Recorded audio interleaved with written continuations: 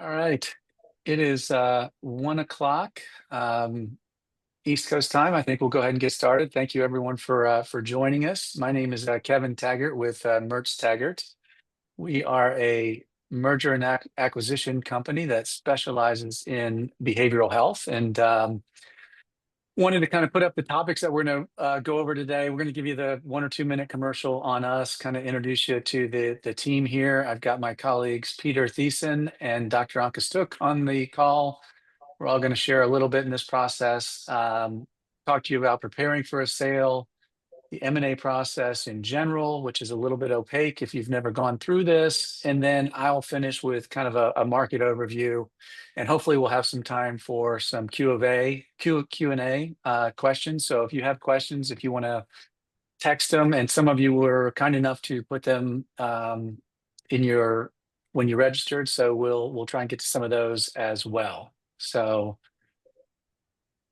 let's see. So my name's Kevin Taggart. We started Mertz Taggart in 2014. I used to own a home care business, so I've been an operator myself. We sold that in 2010, and then I've been selling businesses ever since. And in January of 2014, we got into behavioral health. So at this point in time, I run our behavioral health team here at Mertz Taggart, accompanied by Peter, Sandra, and Anke. We'll let those two give a little bit about information about themselves in just a moment, but just a little bit more about us. We focus exclusively on home care and hospice as a firm, and then behavioral health. The team on the call today is all behavioral health focused. We've done deals in 34 states, generally in the $5 to $100 million in enterprise value or selling price. We generally work with founder-led businesses. Sometimes we'll do disposition work for private equity. We did one of those about a month ago. And so very kind of on top of what's going on in the market. At any given time, we're working on 20, 25 behavioral deals. So we feel like we've got a good pulse of the market. And without further ado, I will let Peter introduce himself, and then Anke, and then we'll come jump right in. Peter? Hi, good afternoon, everybody. Appreciate you joining us. I'm a former CPA. I've been in behavioral health, sort of transaction side of things since about 2005 with psychiatric hospitals and then addiction treatment, some primary care in there as well, but predominantly behavioral health. I used to be with a large strategic company in the US, acquiring on the buy side, doing a lot of acquisitions in the addiction treatment space, in outpatient, inpatient. I actually purchased a couple of companies that Kevin was representing at the time. That's how we met, and I joined in 2023. And I think Peter's a little humble. When he started, he was with he was with Baymark, and I don't think that's any secret, but I think they had 18 sites. And when you finish 10 years later, Peter, how many do they have? 400. Yeah, so lots of M&A experience. Anke? Yeah, so I'm Dr. Anke Stugk. The doctor is PhD in financial management, nothing medical. Prior to joining Mertz Taggart, I was in the academic field for finance, and I joined Mertz Taggart almost 6 years ago now, just before COVID, and predominantly built the financial models for behavioral health teams and our projects and due diligence. And Anke is the queen of due diligence. I don't know what we would do without her getting through due diligence, especially these days. So I will turn it back over to you now, Peter. Sure, thank you. So one of the questions we get from a lot of potential and sellers is, how do I, what should I be looking for? How do I prepare? And so we sort of separated this into a couple of different categories. And first one, you could argue whether that's the most important one, but everyone always wants to look at financials. And a lot of these sort of these bullet points really have a lot to do with time and the time it takes to get a transaction completed. And obviously, if certain things are in order, it happens much faster. But number one is just clean, consistent financials. And by that, we mean if you've been operating for 3, 4, 5 years, that you're categorizing expenses and revenue the same way every year, month after month. Certainly understand maybe at the beginning you're trying to figure things out, and maybe the first year or so is messy. We see that all the time. But really, when we get into a transaction, they're going back 2 years, maybe 3. And to the extent that that can be cleaned, that really helps. It makes it easy to compare year over year, month over month, and the buyers really appreciate that. You might also ask, we get this a lot. I run personal expenses through my financials, and we see that all the time. That's not unusual.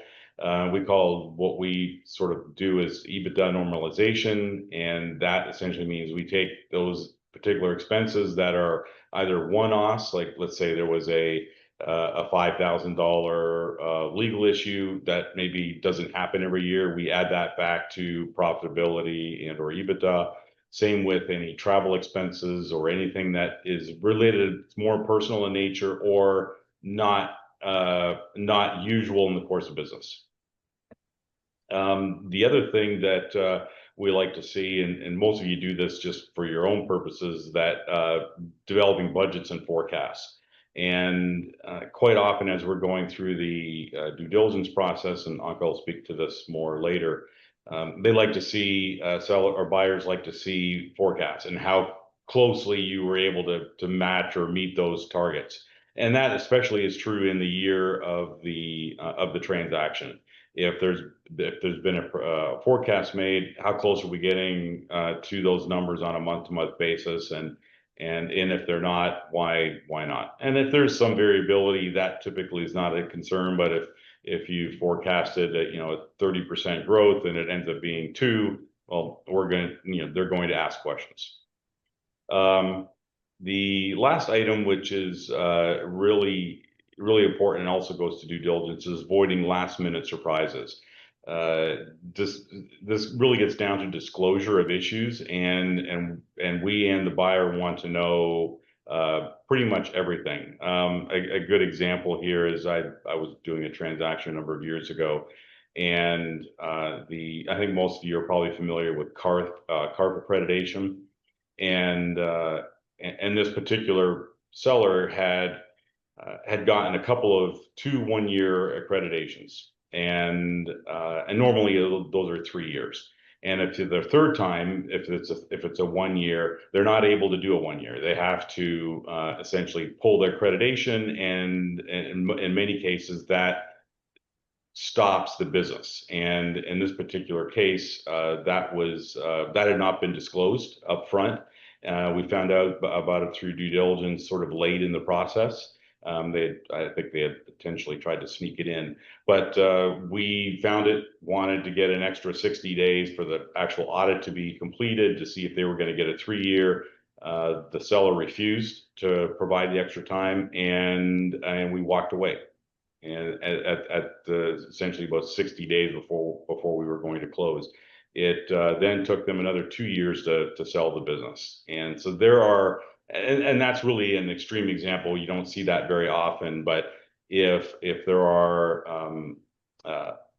audits or legal issues, it's best to bring them forward up front. We'll try to deal with them. It happens frequently, so there's always ways to get through that process and make sure that it doesn't impact closing or sort of just the overall due diligence process. On the operations legal side, one of the things is retaining key staff. The buyer always wants to know who's going to be staying. Obviously, they don't want to buy a shell of a company. They want the people that are there. They're the ones that have the relationships with the patients, with the payers, and so on.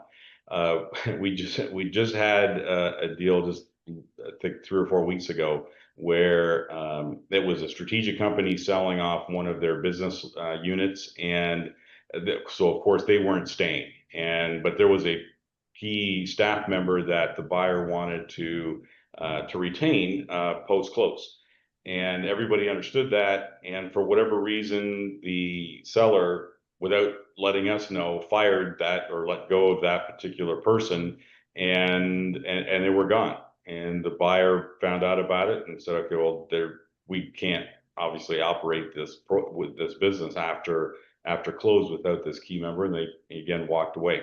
And I think Kevin's still maybe trying to salvage that transaction, but not sure if we're going to be able to do that. But that's the sort of thing, you know. And if you have to make some significant changes during a transaction, you know, just let us know and we'll work our way through it. You know, sometimes if you know you just can't avoid something, and we'll work on it.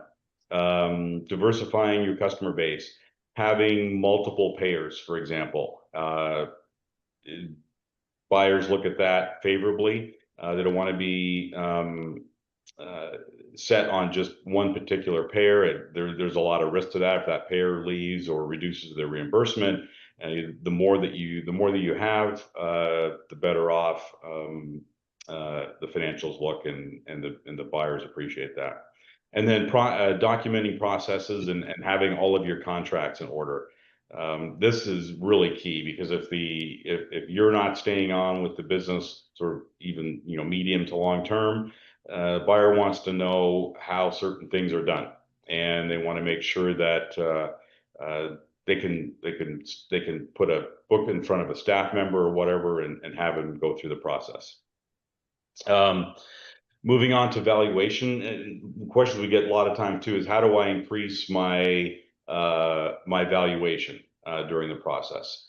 And some of these are already items that we've talked about: payer mix diversification, having multiple payers, getting, you know, whether, you know, let's say for example Blue Cross, Cigna, Humana, any other payers in your state, and getting as many of those under contract as possible really helps. Strong financials, we talked about that again, just being consistent and not having a lot of changes within the financials. Strong management team, especially true if you as the owner are not staying long term. You want to have your number 2, number 3 folks to be good, lots of experience, and ready to essentially take over the business on behalf of the buyers when they close. One of the things that really helps valuation is being able to scale. A lot of buyers looking and say, how do we take your business and multiply that either in your state or multi-state? Is it easy to do? Is it just leasing new space, adding some people? Do you have the back office sort of infrastructure that is able to quickly ramp up and get a new location profitable? And so that can mean maybe, you know, having HR as infrastructure, IT, billing, and so on. Hey, and real quickly, I think the only thing I would add to that scalable model comment, I agree 100% with Peter on that. But the more you can prove it out that you've done it 2 or 3 times, it gives the buyer a lot more confidence versus, hey, as soon as you come on, Mr. and Mrs. Buyer, you know, we're gonna scale. So you need to prove it out too, ideally. Right. Sorry, Peter. Yeah, agreed. Thanks. Clean clinical documentation and billing compliance. If, for example, if your staff are keeping good quality notes and submitting those to billing, and there's very few billing issues, low denial rates, also is extremely helpful. And then growing during that process. If there's been good steady growth, you know, 3 years ago, 2 years ago, current year, that that really makes a difference as well. You know, opposed to that, you know, sort of the red flags. If your revenue is declining, that typically gets noticed very quickly, and it makes it more challenging to get the deal across the finish line, especially if it happens sort of in the middle of your transaction year. And you know, doing whatever possible to either to have some growth, doesn't have to necessarily be a lot, but just growing in general really helps. Low EBITDA margins. If your bottom line margins are significantly different from your peers in that industry and or the state, the buyer's going to wonder why. For example, are your expenses too high? Are you paying your employees too much? Are they going to have to make changes to get those margins up? And how easy is that to do post close? Customer concentration. If you have 1 or 2 payers that tends to elevate the amount of risk there is for something happening post-close that is not desirable for the buyer. High staff turnover, that can indicate a couple of things. One of them being maybe there's not enough staff. You're running it, or the clinic or program is being run too lean, and you have a higher burnout rate among staff, which then would indicate that a buyer would have to hire more staff. Again, adding expenses. Any audits that are any audits or pending audits that are out there, whether it's like, for example, Medicaid or Medicare, also just individual payer audits, if those show up during the process, wanted to try to get those wrapped up, get the results from those payers and or regulatory authorities, and get them resolved if there's any issues. Quite often that can delay a close of a transaction depending on how serious it is. Sometimes, in most cases, they're not, but occasionally it is, and want to get them resolved before we close. And one of the ones that I ran across a lot when I was acquiring programs was grant revenue. And a significant grant revenue tends to get, I would typically discount it, especially if it was really new. If you've been getting the same grant for 5-6 years, that's less of a concern. And then the other sort of issue around that is who has a relationship with the entity that's providing the grants, whether it's county, state, or federal. It's always a good idea to involve some senior member of your staff in that process so that they're there to sort of take over when you leave. And then referral sources concentration. Obviously, again, this gets back to payers and customer concentration. Want to try to get as many of those possible so that if one particular referral source slows down, the others pick up the shortage. Old grant revenue, Peter and I used to argue about quite a bit when we were on opposite sides of the table, and I used to call it government contracts. He would call it grants, but anyway, timing and process, Peter. Timing and process. So one of the questions is also we get all the time is how long does this take to sell my business? And we both, Kevin and I, have seen this happen as short as 60 days. Which is not very common. That really means everything is in place. We ask for financials or some sort of data, and we get it within 24 hours. That can make all the difference in the world of getting something closed. Typically, it takes more in the 6 to 9 month range, sometimes a bit longer if it's a overly complex business. And obviously, there's regulatory authorities that weigh in, and depending on which state, sometimes that's even Attorney General, in addition to whatever licensing offices are involved with behavioral health. Going back to sort of at the front end of this, the first month or so, we're doing preparation, pre-marketing, getting the SIM or confidential information memorandum put together, doing multiple edits before we're ready to send that out to the market. And when we do that, we initially send a teaser, letting them know what kind of business it is, and we email that to about 10,000 buyers. Sometimes it varies depending on who the buyer set might be, and then we get an NDA back, send over the SIM, and start engaging with buyers and getting them to prepare what we call an IOI, or indication of interest. And that's kind of a first look at, okay, what is the market? What are buyers telling us they think that the business is worth? What sort of terms are they looking for? And then we take that group, let's say that's 20 something buyers, and we work with you to really reduce that down to maybe 5 to 8.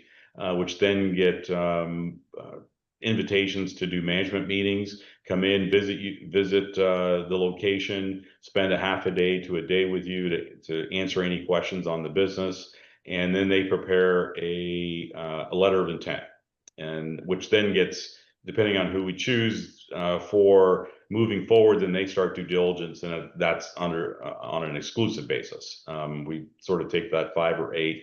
And that can depend on their enterprise value, the terms of the deal, and we negotiate that. and get that executed, and then move on to the due diligence phase and work towards getting that closed, and then negotiating the purchase agreement or definitive agreements along with reps and warranties, and get that to the point where a purchase agreement can be signed, and then a closing right after that.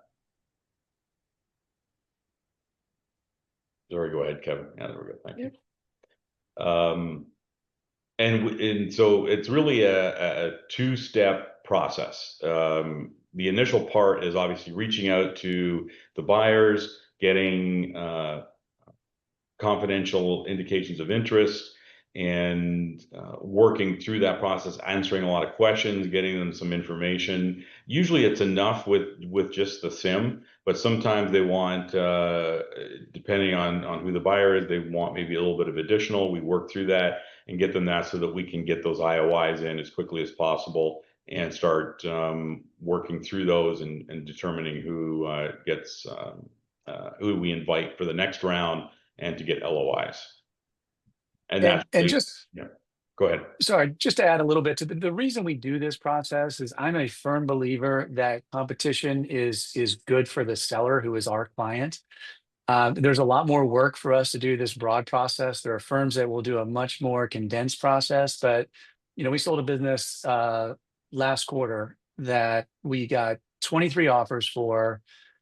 We did 8 management meetings, so it was a pretty intense process. But the lowest offer was 40% of the highest offer, and then there was a bunch of deals kind of in the middle there. And you're obviously going to know if you're trying to do this on your own or whatever, the kind of the low ball offers, but you're not necessarily going to know if you've got a 70 or 80% offer, because it's our experience that we can generally find a couple buyers that really want a well-run business, and they're willing to pay more than kind of market in order to win that process. So that's why we do this kind of additional, more intense process. So we feel it benefits our clients, and frankly, at the end of the process, they're generally much happier because of it. So.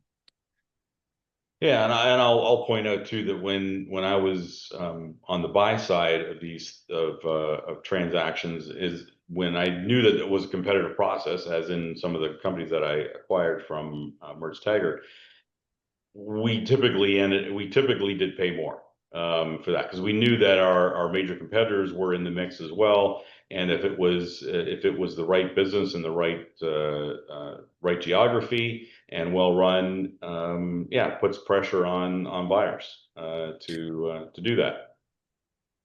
Peter, I'm glad to see you finally admit that publicly here. So thank you.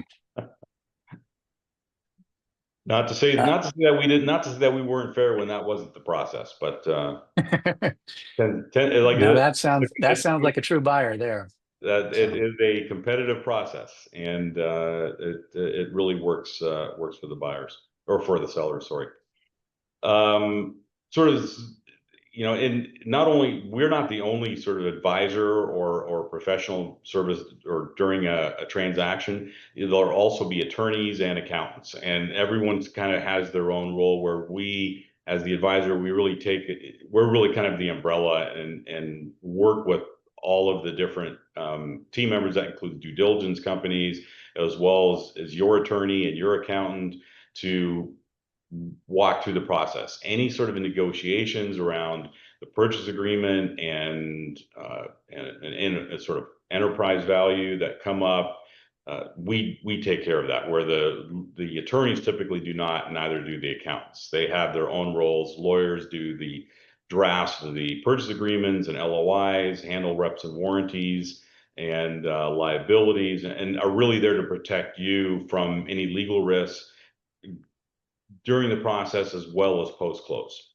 Accountants are there to work through working capital adjustments, getting close to close, a lot of the financial due diligence responses, and also if there's a quality of earnings or a QV analysis, they work on that and walk through that with you as well as the buyers. And we work through the rest of it and make sure that everybody is getting what they need as fast as we can get it to them. All right. Thank you, Peter. So I thought it would be helpful to have Anke kind of talk about the diligence process. She really kind of runs the front end of the process for us. And then really the more difficult process is getting through the Q of E, her and her team, just sifting through the mountains of data. So I will turn it over to Dr. Stugk. Thank you. So yeah, so due diligence is, to me and my team, it's very exciting part, and for our clients, it's can be a little bit daunting, and because of all the requests. Um, Quality of earnings is the first due diligence process that is being started, and that's when buyers will look through every single financial file, any number, any transaction, and their billing data. And to get successful through this process, we, my team and I, we already prepare our clients for it. So we ask all those questions prior to even go out to market. So we'll feel like questions are answered 5 times. There's usually, for the buyer has an internal team that reviews, and then a third party will be hired to conduct the quality of earnings. Um, but usually there we have rarely read like surprises because we prepared for quality of earnings from the start. Um, it's the most important part to be completed, and then buyers move on to the clinical chart review. And that is like none of the processes is geared towards finding what somebody did wrong. It's not about pointing the finger. It's more about what is the buyer actually buying and where is there room for improvement. A recent deal we worked on during clinical and chart review, we found that for one of the payers, the requirements, the documentation requirements had changed and were not fully implemented yet. So our client had the opportunity to make that improvement before a potential issue could have arisen from it. And that's usually somewhere between 50 to 200 charts, depending on the size of the business and the kind of services provided. And after all of this, legal due diligence starts. And that is, I want to say, the most intimidating request list we usually get, but nothing to be scared of. It's standard questions, and what I like to say is NA is an answer for our clients. Not every single question will apply. So a good portion of those 200 and more questions can be answered with not applicable. Um, and that's usually done also by an internal team, by our internal team and an external team, our legal firm.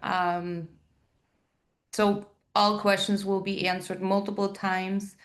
The key is to really be organized from the beginning, have the file names right, but have really good consistency and respond timely. It's it's so crucial to have all the answers ready and not take too long, because that could impact the flow of the deal as well.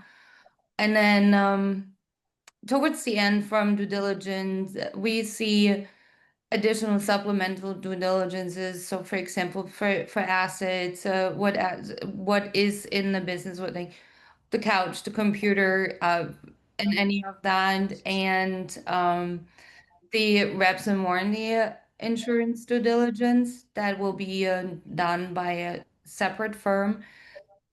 And usually, it's the same questions again. Sometimes there will be additional follow-ups or additional questions. And if you have a good team and you work together, you're organized, due diligence is not as bad or not as straining as it sounds. And so my team and I, we make sure that we truly are with our clients to help get everything ready and communicate all the items. It's All right, thank you, Anke. And the only thing I'll add here to what Anke mentioned is generally a buyer, in addition to kind of the things that Anke mentioned, I mean, they're looking for risk. Where is their risk once they buy this business post-closing? Is something going to show up where the payer wants the money back? And so they're generally spending at the low end a couple $100,000 with third-party advisors to we've seen them spend over $2 million on law firms, accounting firms, coding firms. So it just varies kind of on deal size. But the more organized you are, as Anke mentioned, the easier you'll get through it. So now we'll move to the part that I kind of enjoy talking about is just the market and what we're seeing in the market. And everybody always wants to know about multiples, and that's kind of a wild card question, but we'll try and give some guidance on some of that with a little bit of caveat too. But you're hearing a lot about the market being down. You got tariffs, things are tough. Washington's, it's kind of hard to predict what's going on there from week to week. But I can tell you that deals are still getting done. We've actually had a better year this year from a behavioral health perspective, or we should by the end of the year. We've closed 7 transactions. We have another 2 to 4 left, just kind of depending. There's 1 or 2 that may slip into next year. But we haven't been that busy since 2021, which was really the kind of the biggest year for behavioral health transactions, at least in Q4. There was kind of a tax change that they were talking about then, so everybody was trying to get it done. But it really carried into 22, and so people got used to 21 and 22. And in my view, those were somewhat of an anomaly, and I'll show you that here in the next slide. But we're still getting a lot of interest from private equity that are looking to buy platforms in the space, and a platform, for those that aren't aware, or just if they don't have any asset in the space, a platform investment is kind of their first investment in the space, and then they will buy what they call tuck-ins. So it's a really good sign. And I don't actually have that slide as part of this presentation because it's kind of a short presentation, and I've got a few other slides, but there were a very high number of private equity platform deals this year, as well as private equity add-on transactions, which is really good when you start thinking about 26, 27, because every time a private equity group buys a platform company, they're typically going to do a number of tuck-ins in subsequent years to kind of increase the value of that platform. But we're still getting reached out to on a weekly basis.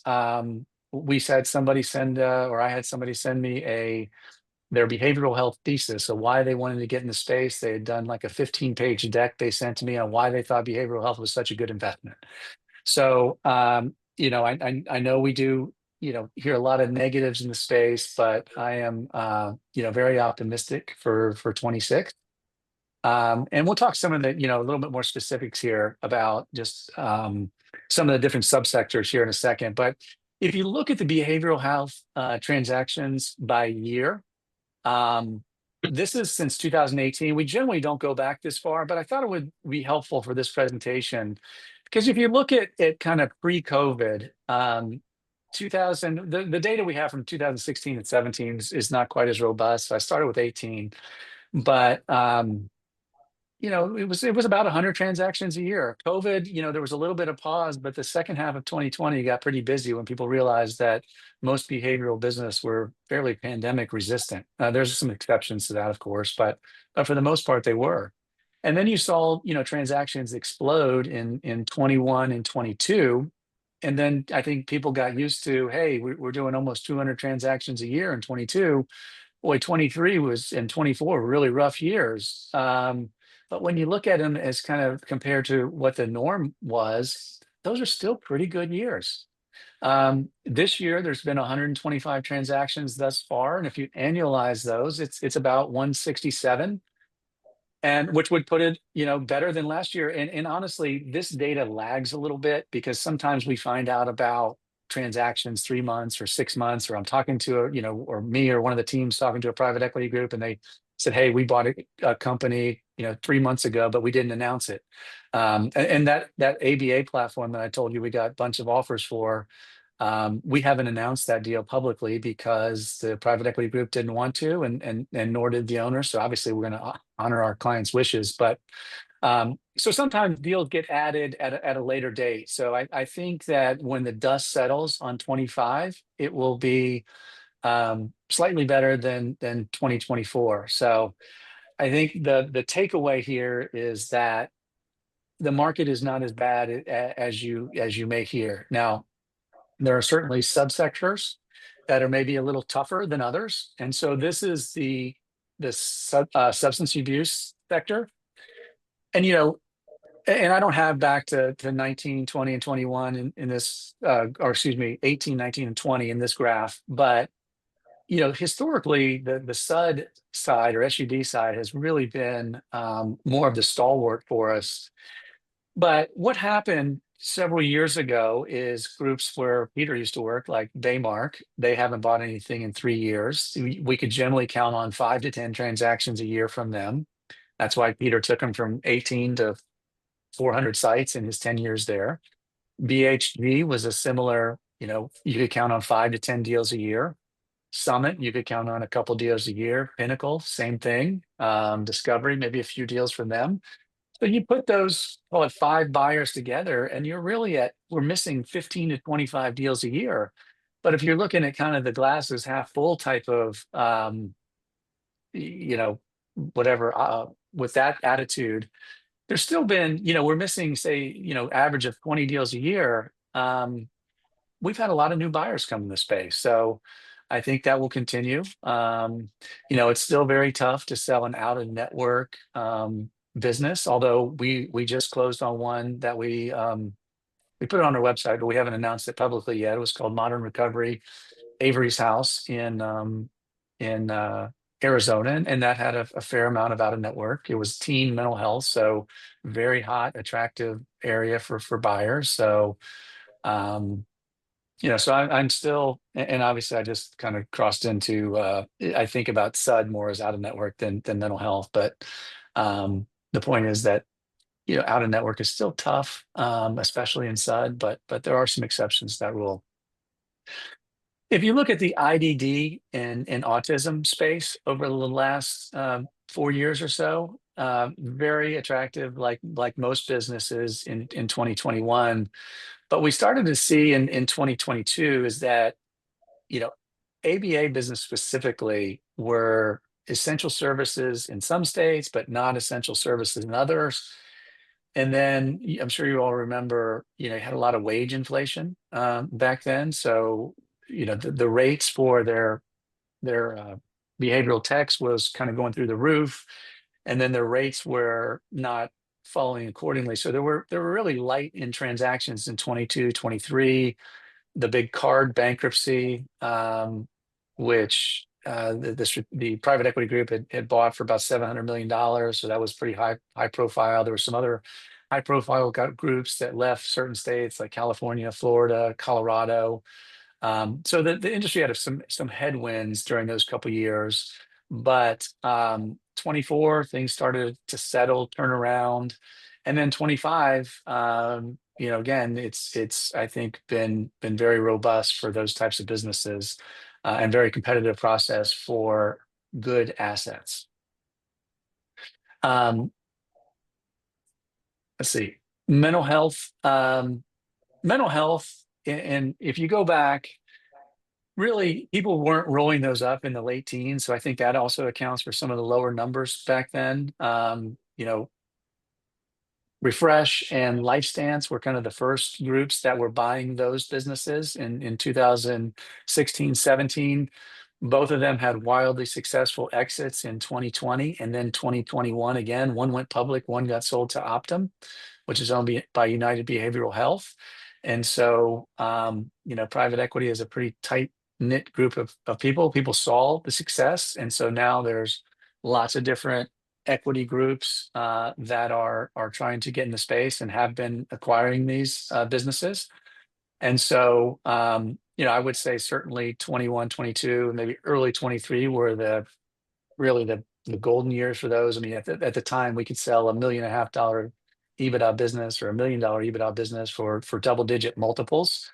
Today that same business may sell for 6 times. So, the market has come down from a multiples perspective on those, but we're still doing double-digit deals for businesses that check the right boxes, and in kind of the outpatient mental health space. That's right now, psychiatry businesses are probably the most in demand if they have some counseling services along with those. And then it's, some ancillary services, whether it's Spravato, TMS.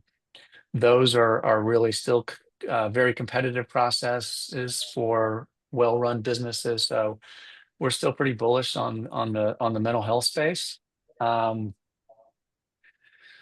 So last thing I kind of want to touch on, and I know we're running up on time. We're actually a minute over, so I will try and be respectful here. The only thing that has changed really since the teens as well, not the only thing. One of the other notable changes since the teens is venture capital has come into the space, and mostly in mental health, because it lends itself to telehealth the easiest. And so we've seen a lot of providers come in there where they're valuing these companies like software companies, technology companies. And, the growth has slowed on those, certainly. And I think some of them will struggle just because they were invested at such high valuations. And I guess just a quick note on the difference, that those are generally backed by venture capital companies, and venture capital is typically doing tech investing, where private equity is typically investing in, and private equity is much more conservative, typically in investing in EBITDA positive businesses. And so the venture stuff is kind of the light blue here, and the private equity is more the dark blue. So I think that will continue to wane somewhat over the next few years. But we were going to try and answer some questions. I do appreciate those that submitted their questions early. We will reach out to you via email, and certainly if anybody would like a copy of this presentation, please email us. I know our marketing person is going to clean it up a little bit, and then we can send it out probably in the next few days. And certainly if anybody would like to have a conversation with us, reach out to us. We'd love to set up on a one-on-one. We got a couple questions early on, am I too small for you guys? And look, we're always happy to have a conversation with many companies we work with for years before they're ready. So we're happy to talk to anybody. And again, do appreciate your interest in attending this webinar. Please let us know if we can be helpful. Thank you.